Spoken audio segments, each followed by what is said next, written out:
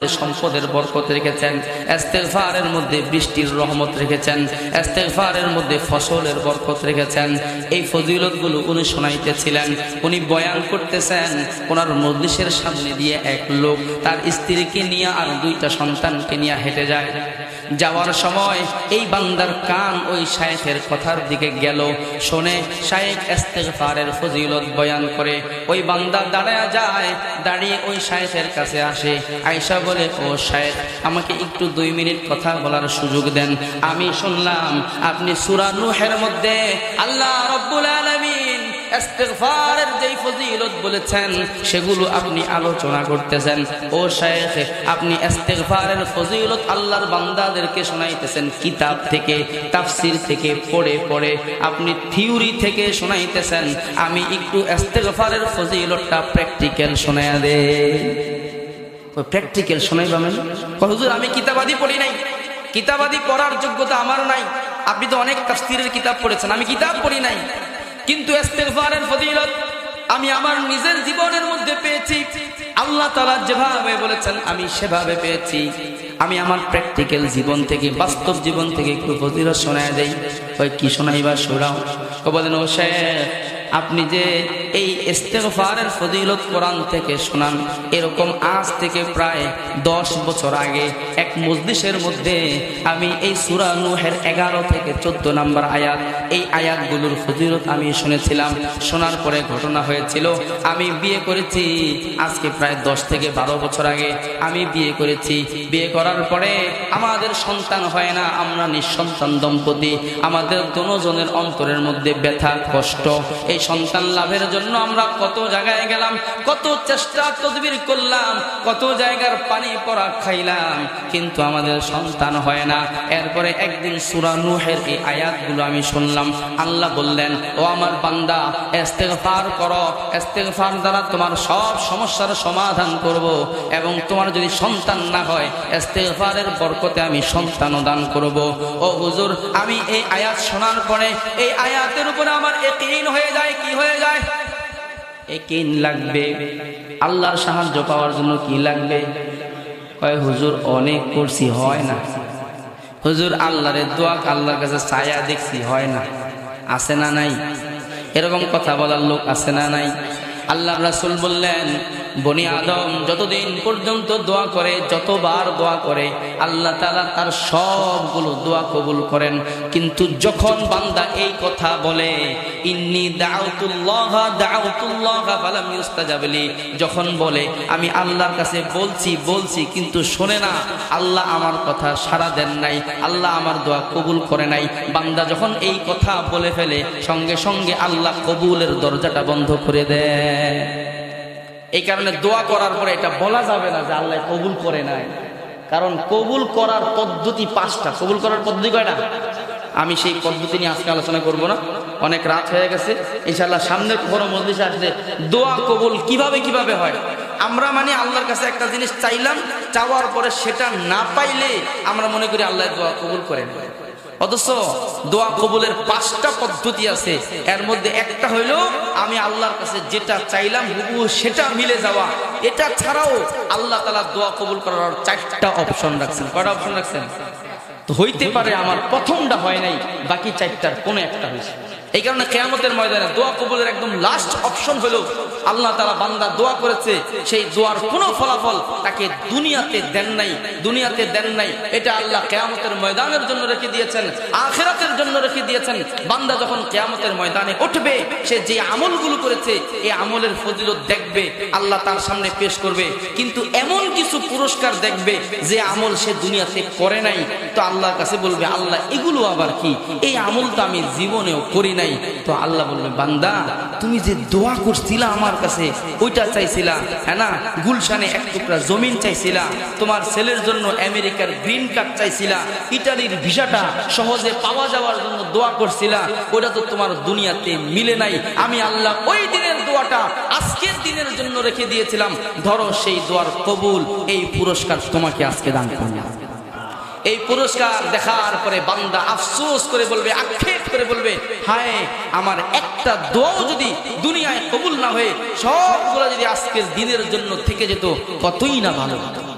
এই কারণে দোয়া করার পরে এই কথা বলা যাবে না যে আমি দোয়া করছি আল্লাহ কবুল করে না, বলা যাবে? বরং ইয়াকিনের সাথে দোয়া করতে হবে যে আমার দোয়া আল্লাহ তাআলা অবশ্যই কবুল করেছেন।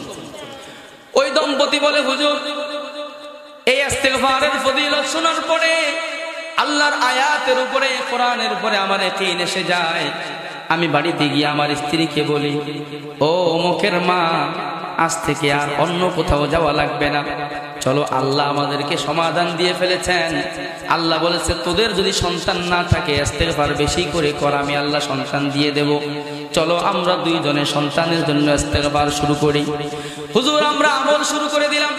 দৈনিক আমি ইস্তেগফার পড়ি, আমার স্ত্রী পড়ে, আমি 1000 বার ইস্তেগফার পড়ি, আমার স্ত্রী 1000 বার ইস্তেগফার পড়ে।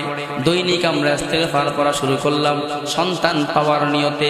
আল্লাহ ওয়াদা করেছেন দিবেন, ওই ওয়াদার উপরে ইয়াকিন নিয়া আমি 1000 বার, আমার স্ত্রী 1000 বার ইস্তেগফার করা শুরু করলাম।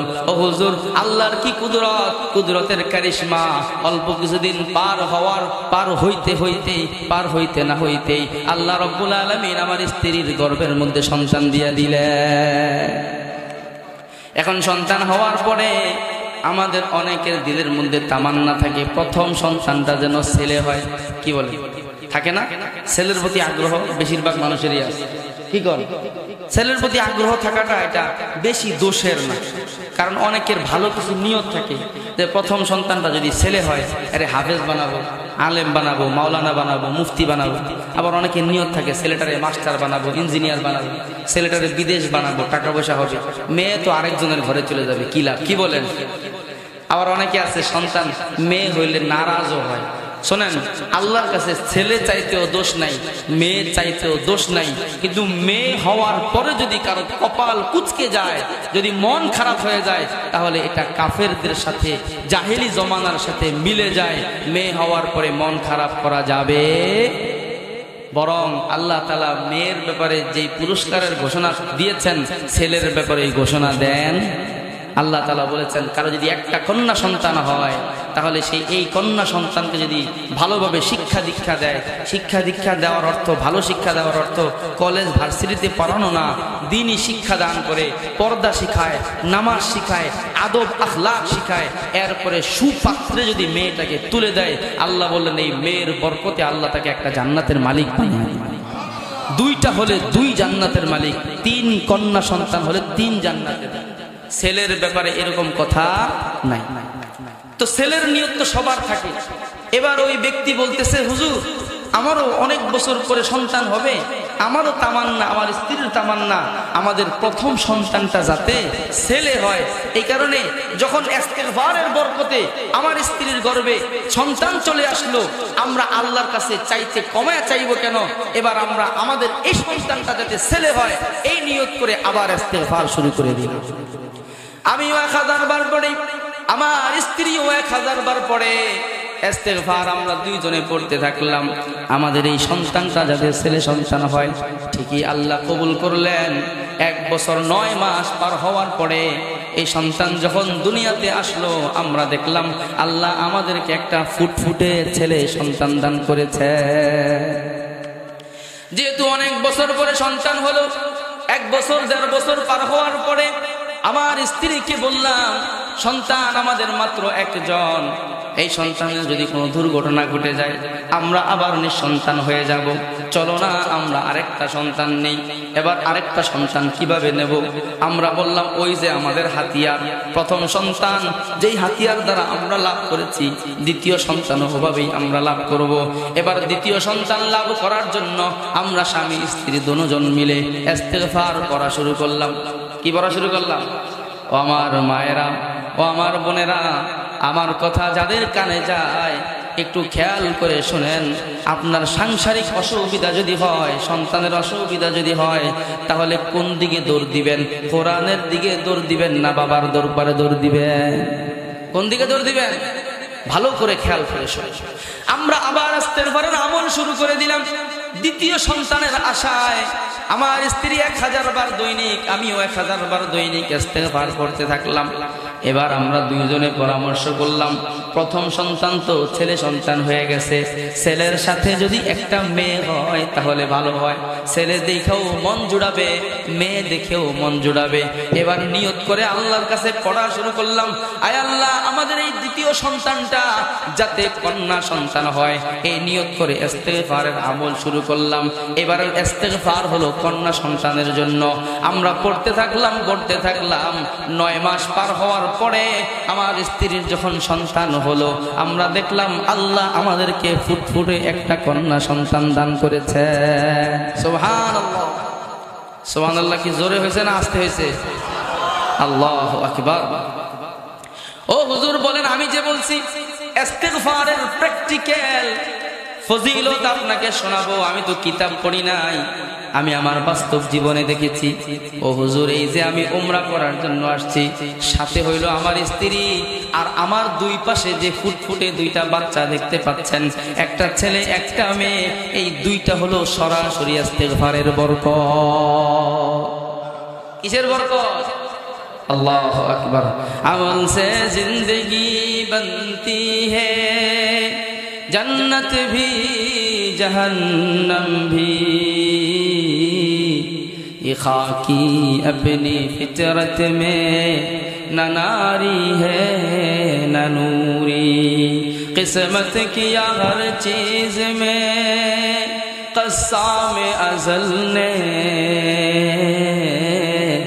जिस शाई को जिस शाई का काबिल नजर आया, बुलबुल को दिया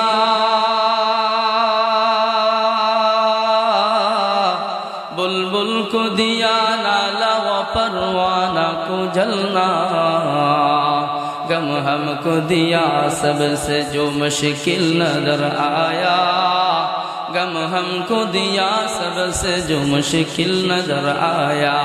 ও আমার ভাইরা, গোসাইরহাটের বালুর চরের বেইলি ব্রিজের আশেপাশের এলাকাবাসী ভাইরা আমার, বোনেরা আমার, লম্বা সময় পর্যন্ত কিছু আমলের কথা বললাম, সকাল সন্ধ্যা 3 তাসবিহর কথা বললাম, সুবহানাল্লাহ, আলহামদুলিল্লাহ, ওয়ালা ইলাহা ইল্লাল্লাহ, আল্লাহু আকবার। এই হলো প্রথম তাসবিহ। এরপরে 100 বার দুরূদ শরীফ, এরপরে 100 বার ইস্তেগফার। সকালবেলা পড়েন, সন্ধ্যাবেলা পড়লেন, সকালে পড়বেন। আল্লাহর রাসূল বলে দিলেন, তুমি দিনের শুরুতে কিছুক্ষণ আল্লাহর জিকির করো, সন্ধ্যা পর্যন্ত আল্লাহ তোমার জিম্মাদার হয়ে যাবে। সন্ধ্যাবেলা তুমি জিকির করো, সকাল পর্যন্ত আল্লাহ তোমার জিম্মাদার হয়ে যাবেন। আমলের দিকে ছোটেন, আমলের দিকে ছোটেন। আমাদের অনেক মা বোনদের অভিযোগ থাকে সন্তানদেরকে নিয়ে, আমাদের কাছে আসে, যেহেতু ইমামতি করি, কত মহিলারা আসে, কত পুরুষরা আসে, বাচ্চা নিয়ে আসে, হুজুর সন্তানটা রাত্রেবেলা কান্নাকাটি করে, ঘুমাইতে পারি না, খায় না, রাত্রে ঘরের বেড়ার মধ্যে কে জানি পিটায়, আওয়াজ করে, ভয় দেখায়, আসে না নাই? কত ধরনের অসুবিধার কথা আমরা বলে থাকি। ও আমার ভাইয়েরা, আমল শিখে নেন, আমল শিখে নেন। সব কিছুর সমাধান আল্লাহ আমলের মধ্যে দিয়েছেন। আল্লাহর রাসূল বললেন, কোন আল্লাহর বান্দা বান্দি যদি রাত্রেবেলা তার ঘরের মধ্যে আয়াতুল কুরসি পড়ে, কি পড়ে? আয়াতুল কুরসি পাঠ করে, লা ইয়াজালু আলাইহি মিনাল্লাহি হাফিজুন হাত্তা ইয়াতলু আল ফাজর। রাত্রেবেলা যদি কোনো ঘরের মধ্যে আয়াতুল কুরসি পড়া হয়, ফজর পর্যন্ত তার ঘরটাকে পাহারা দেওয়ার জন্য আসমান থেকে আল্লাহ স্পেশাল একজন ফেরেশতা পাঠিয়ে দেয়। আল্লাহ রাসূল বললেন, মান করা আয়াতুল কুরসি দুবুরা সালাওয়াতিম মাকতুবা, কেউ যদি 5 ওয়াক্ত ফরজ নামাজের পড়ে, প্রতিদিন 5 ওয়াক্ত ফরজ নামাজের পরে আয়াতুল কুরসি পাঠ করে, 5 ওয়াক্ত ফরজ নামাজের পরে আয়াতুল কুরসি পড়েন আপনারা মুরব্বীরা, 5 ওয়াক্ত ফরজ নামাজের পরে কেউ যদি আয়াতুল কুরসি পাঠ করে, নিয়মিত পড়বেন, আল্লাহর রাসূল বললেন, লা ইয়ামনাউহু মিন দুখুলিল জান্নাতি ইল্লাল মাউত, মৃত্যুর জান্নাতের মাঝে আর তার মাঝে মৃত্যু ছাড়া আর কোনো পর্দা বাকি থাকে না। তার মানে ওই লোকটা মৃত্যুবরণ করার সঙ্গে সঙ্গে জান্নাতে প্রবেশ করবে। আয়াতুল কুরসির আমল রাত্রেবেলা করেন, সকালে করেন, সন্ধ্যায় করেন, 3